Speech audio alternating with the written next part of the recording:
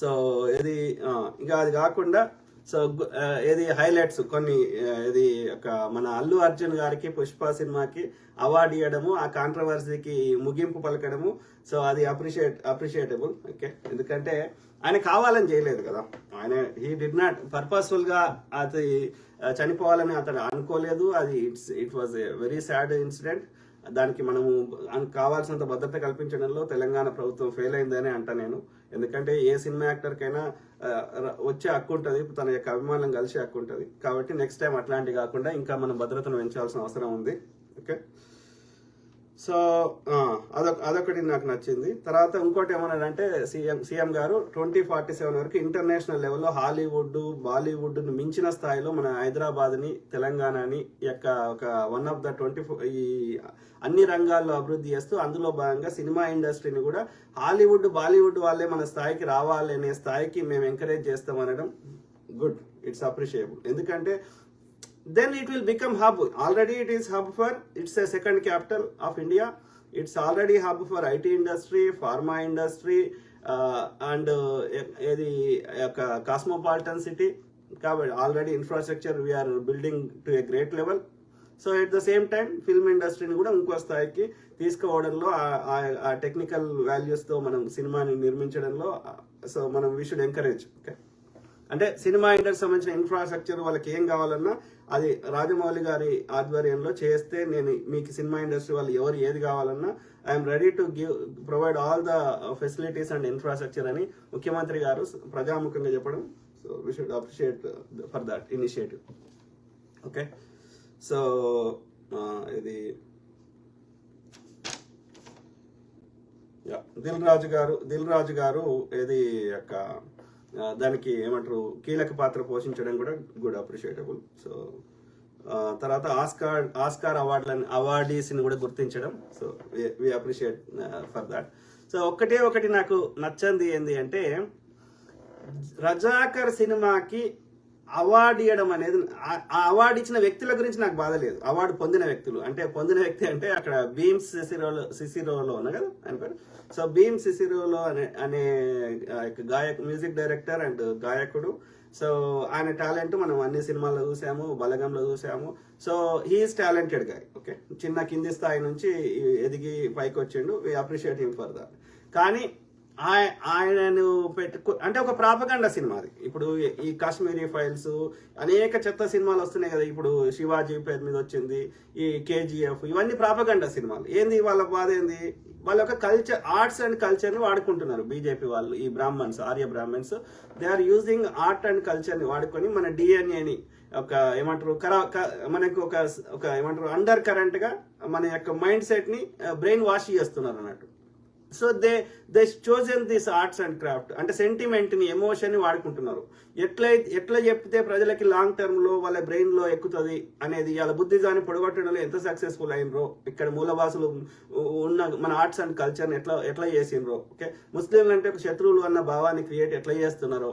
So అంటే కల్చర్ని మొత్తం నాశనం చేస్తున్నారు, మన ఆలోచన విధానాన్ని. అంటే దానివల్ల ఏమవుతుంది, వేల సంవత్సరాలు జనరేషన్ మన యొక్క మైండ్ని మొత్తం మార్చేస్తున్నారు రూట్ లెవెల్ నుంచి. సో ఆ క్రమంలో ఈ ప్రాపగండా సినిమాల్లో ఇదొక ప్రాపగండా సినిమా, ఇది రజాకర్ సినిమా. ఎంతసేపు ఈవెన్ గద్దరన్న కూడా ఆ రోజులలో ఇదొకటి దయచేసి తెలంగాణ ప్రజలకి, ప్రపంచానికి ఇది క్లారిఫై చేయాలి. నిజాం ప్రభువులు చెడ్డవాడు అన్న భావాన్ని ఎవరు ఎందుకు క్రియేట్ చేస్తున్నారో వానికి వచ్చే ప్రయోజనం ఏందో నాకు తెలియదు. కానీ దయచేసి చెప్తున్నా, MIM Razakar is different from Nizam గారు. దయచేసి ఇది క్లారిఫై చేసుకోండి. ఓకే, రాసుకోండి, సువర్ణ అక్షరాలతో రాసుకోండి. ఎందుకంటే ఆ రజాకార్ అనేది కాన్సెప్ట్ ని, రజాకార్ అంటే ఇప్పుడు ఆర్ఎస్ఎస్ ఓడు రాష్ట్రీయ స్వయం సేవక్ అనే ఆర్ఎస్ఎస్ ఓడు చెడ్డీ గ్యాంగ్ ఎట్లయితే ఉందో, సిమిలర్ టు ఎంఐఎం అనే పార్టీ ఈ రజాకర్ అనే కాన్సెప్ట్ స్వచ్ఛంద ఈ యొక్క ఏమంటారు ఈ స్వచ్ఛందంగా వాలంటీర్ ని తీసుకునేదాన్ని రజాకర్ అంటారు. ఈవెన్ బంగ్లాదేశ్ యొక్క ఏమంటారు లిబరేషన్ వార్లో కూడా ఈ వెస్ట్ పాకిస్తాన్ అంటే ఇప్పుడున్న పాకిస్తాన్ వాళ్ళు అక్కడ రజాకార్లని క్రియేట్ చేశారు. Okay. So it's a Muslim volunteer. ఇవాళ ఆర్ఎస్ఎస్ అంటే చెడ్డీ గ్యాంగ్, స్వయం సేవక్ అంటే ఏంది, స్వయం సేవక్ అంటే సెల్ఫ్ వాలంటీర్. ఓకే, వాలంటీర్ అని అర్థం. ఓకే, సేమ్ థింగ్ ఈ ఇస్లాంలో ఆ యొక్క ఉర్దూ వర్డ్, అరబిక్ వర్డ్ నాకు కరెక్ట్ ఉర్దూ అనుకుంటున్నాను. సో రజాకర్ అంటే వాలంటీర్ అని అర్థం. So that concept came from this MIM party.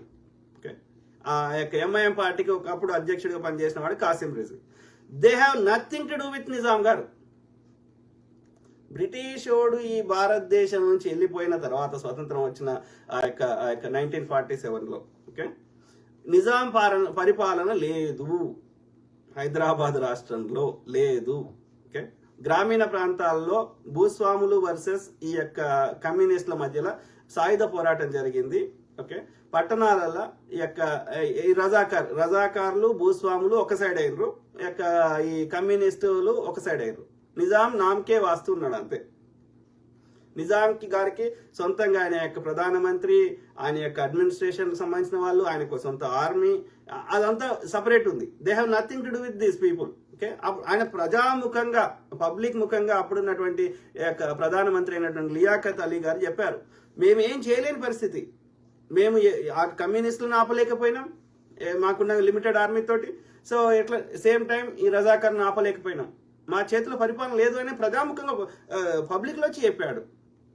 కాబట్టి రజాకర్కి ఈ యొక్క నిజాం గారికి లింక్ కట్టడం తప్పు.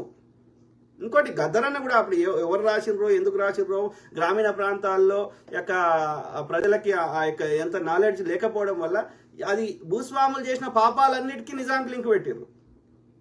గ్రామీణ ప్రాంతాల్లో నిజాం ఎప్పుడు పరిపాలించిండయ్యా? ఆయన ఆ యొక్క గ్రామీణ ప్రాంతాల్లో అప్పుడున్న భూస్వాములు ఆ భూమి కూడా అందరికి ఇవ్వమని చెప్పిండు నిజాం గారు. పంచిపెట్టండి రయ్యా అని చెప్తే ఈ భూస్వాములు వాళ్ళ పేరు మీద రాసుకొని ప్రజలను కూలీలు చేసిర్రు. నిజాం గారు వాళ్ళని చేయలే, కానీ ఆయన ఏం చేయలేని పరిస్థితి. గ్రామీణ ప్రాంతాల్లో ఈ యొక్క ప్రజల్ని వెట్టి చాకరీ చేయించుకొని అక్కడ ప్రజల దగ్గర తీసుకున్న ధాన్యం కానీ అన్నిటినీ అప్పుడున్న కరెన్సీ విధానము తర్వాత ఆయనే ప్రవేశపెట్టింది. కానీ ఆ గ్రామీణ ప్రాంతాల్లో ఈ బార్టింగ్ సిస్టమ్ ఉండే, అంటే రైతులు పండించిన ధాన్యం ఇవి మనమే చేయలే. ఆడొచ్చి వాడు ఎవడు మరాఠాకు చెందిన ఇదే పేష్వాళ్ళు వచ్చేసి ఇక్కడ నిజాంను ఓడించి ట్యాక్స్ తీసుకోరు చౌత్. ఇదేంది దేశ్ముఖ్ ఎక్కడి నుంచి వచ్చిండు? తెలంగాణకు సంబంధించింది కాదు, ఈ మరాఠా సామ్రాజ్యానికి సంబంధించింది. అదొక ట్యాక్స్ కలెక్టింగ్ సిస్టమ్. ఈ Reddy is not a caste. ఆ యొక్క వాళ్ళ యొక్క ఏమంటారు రాష్ట్ర కూటులు వాళ్ళ ట్యాక్స్ కలెక్ట్ చేయడానికి వాడిన విధానము ఇది. అక్కడ పాలేగారులు, అక్కడ నాయకులు, ఈ పేరు ఏది పెట్టినా వీళ్ళు ప్రజల దగ్గర ట్యాక్స్ కలెక్ట్ చేసేవారు. యుద్ధ సమయంలో రాజుకి ఆర్మీని సప్లై, సామాన్యంగా రైతులని బలశాలులని ఆర్మీ కింద యుద్ధం చేయడానికి పంపించేవాళ్ళు. సో రాజుకి 2 రకాల లాభం వీళ్ళతోటి. ఒకటి గ్రామీణ ప్రాంతాల్లో ఆయన సొంతంగా పరిపాలించేది లేదు, వీళ్ళే పరిపాలిస్తారు. అక్కడ ప్రజల దగ్గర రైతుల దగ్గర అందరి దగ్గర ట్యాక్స్ వసూలు రైతులే, అక్కడ ఆదాయం ఉన్న వాళ్ళు రైతులే, మిగతా వాళ్ళ దగ్గర ఏం పెద్దగా లేదు కాబట్టి వాళ్ళు ఇచ్చేది లేదు. సో రైతు పండించిన ధాన్యమే ట్యాక్స్. ఓకే, సో ఆ విధంగా రాజుకి ట్యాక్స్ కలెక్టింగ్ చేయడము, ఎవడన్నా పక్క రాజ్యం వాడు యుద్ధానికి వస్తే వాళ్ళకి కావాల్సిన యుద్ధం చేసేటోళ్ళని పంపించడం, మర్సనరీస్ అంటారు. ఓకే, సో ఇదే చేసిండ్రు ఇక్కడ. సో కాబట్టి గ్రామీణ ప్రాంతాల్లో నిజాం గారు పరిపాలించలేదు. కాబట్టి నిజాంని ఇప్పుడు సాయుధ పోరాటం చేసిర్రు అన్నప్పుడు కమ్యూనిస్టులు ఎవరితోటి కొట్లాడిర్రు? భూస్వాములతోటి కదా.